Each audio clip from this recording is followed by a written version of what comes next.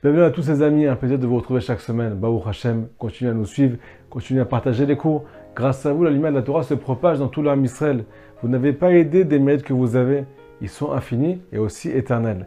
Cette semaine, on commence avec une question qui fait super mal, mais avec une question qui est un très grand médicament pour toute la vie. Est-ce qu'on était obligé de passer par le 7 octobre? Est-ce que vous vous rappelez de cette date? Simchat Torah, une vraie boucherie. Combien de juifs sont morts? Combien de soldats meurent encore aujourd'hui? À cause de ça, combien de femmes veuves, combien d'orphelins, combien de gens sont traumatisés sur le plan psychologique aujourd'hui, alors qu'ils n'étaient pas là-bas? Combien le peuple d'Israël à Rabotaï peut souffrir? C'est la question du jour. Est-ce qu'on est obligé de passer par là, Rabotaï? Qu'est-ce que tu attends de nous, Hachem? Alors, comme vous le savez, tout est pour le bien. Mais comme tu dis dans ta Torah, Akadosh Baruch Hu, c'est une croyance. On a foi que tout est pour le bien. Mais pour l'instant, on ne le ressent pas, on ne le voit pas. Alors écoutez ce que dit Rabbi Nachman de Brassel. Dans le Sefer Amidot, un livre qui a été écrit à l'âge de 6 ans par ce grand tzaddik qui nous fait toujours vivre avec de nouvelles paroles et qui nous réjouit du matin au soir et du soir au matin. Il est marqué là-bas que celui qui a foi, que tout ce qui se passe c'est pour le bien, même s'il ne comprend rien, et bien Hachem un jour, il va l'aider à comprendre. Et il va avoir une compréhension très profonde des chemins de Dieu. Mais il s'est renforcé. Il a commencé par croire. Aujourd'hui, dans ce cours, on vous donne une petite réponse, les amis. Pourquoi on est arrivé jusqu'à là-bas? Deuxième question, les amis, qui est vraiment très liée à la première, comme vous allez comprendre dans la suite du cours. Comment ça se fait qu'il y a marqué dans ta Torah, Akadosh Baruch Hu, que tu as fait descendre tes enfants en Égypte dans les 49 degrés d'impureté? Il y a marqué aussi dans ta Torah que s'ils auraient atteint le 50e, ils seraient restés là-bas. Donc, pas de don de la Torah, pas de tas d'Israël, pas d'histoire d'Israël. On aurait été complètement assimilés. Pourquoi tu nous mets en danger spirituel? Pourquoi tu nous mets dans une génération aujourd'hui, on est arrivé au 50e degré d'impureté et tu nous demandes de faire ta Torah? Mais il y a des juifs rabotaï qui souffrent, qui ont envie d'être des tzadikim, qui ont envie de s'élever, mais qui sont addicts à la faute et qui n'arrivent pas à s'en sortir. Et ils ont beau crier et hurler, ça ne marche pas. Eh bien la réponse rabotaï, elle est qu'il nous manque la compréhension qui est marquée dans ce cours, qu'on vous transmet tout de suite. Alors écoutez ce qui est marqué dans la paracha, les amis. Un principe que vous connaissez tous, le principe du buisson ardent. Comme son nom l'indique, il est en train de brûler, heure après heure, jour après jour, mais il reste tout le temps intact. Il est marqué dans la Torah que quand Moshe Rabbeinu a vu cette vision-là, il s'est approché de plus près pour essayer de comprendre le message de Dieu. Qu'est-ce que Hachem veut me faire passer comme message? Ça veut dire quoi qu'un petit arbre comme ça, il brûle et qu'il n'est pas consumé?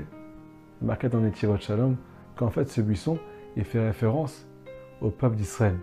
Il a beau être brûlé par le Hamas, par les forces du mal, par le Hezbollah, par l'Iran, par tous nos ennemis matériels et spirituels, il sera tout le temps intact.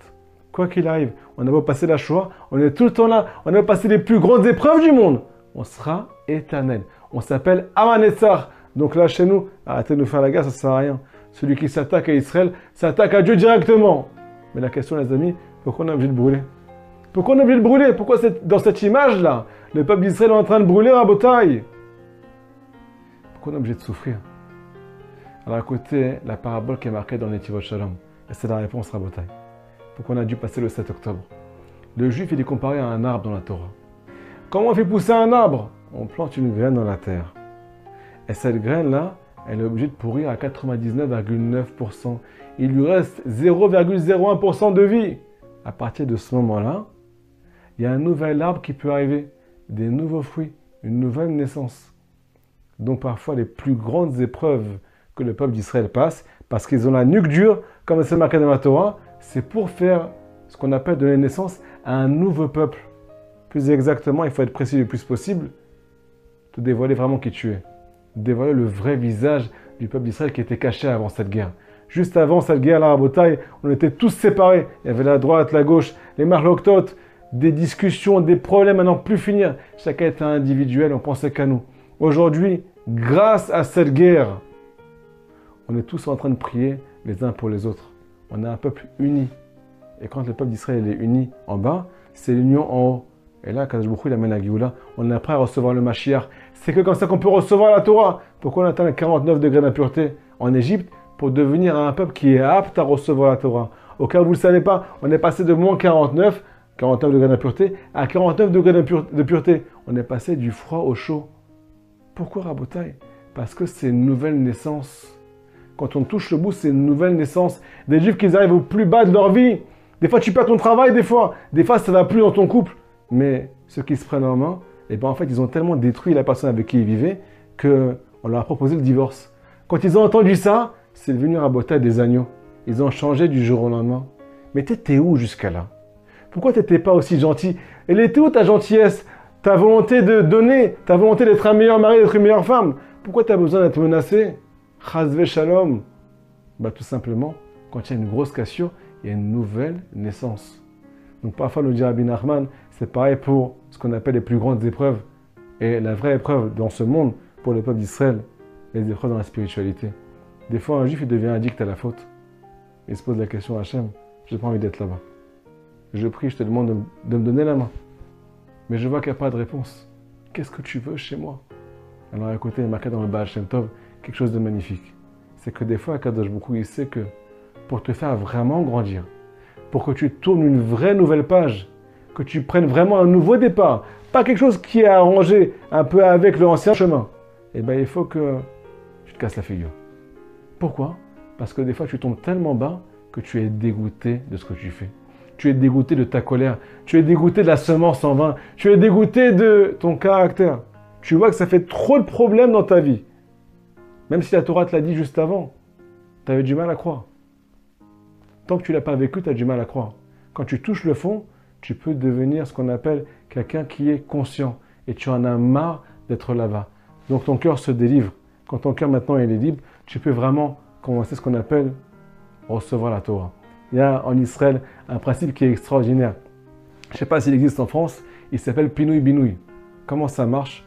Il y a des anciens immeubles dans toutes les villes d'Israël. Des immeubles qui sont vraiment très très vieux. Qu'est-ce qui se passe? Il y a un nouveau projet qui s'appelle on rase tout et on reconstruit tout. Et là, hein, on mérite ce qu'on appelle une maison nouvelle, avec des nouveaux meubles, avec un ascenseur, avec plusieurs étages, quelque chose de grandiose. Mais pour construire à Botaï, il fallait tout raser jusqu'à là. Donc ce principe, il s'appelle, en tout cas selon l'écoute Moran, Yerida Letzorech Ha'aliyah. Descendre au plus bas, pas de façon volontaire, mais de façon involontaire pour arriver au plus haut niveau.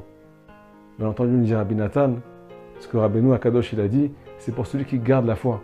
Ce 0,01% de vie qu'il y a dans l'arbre pour arriver à donner un nouvel arbre, c'est la Emouna.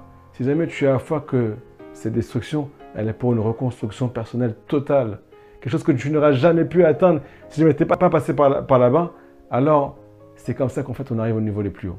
Chazak Obaour les amis, Shabbat Shalom.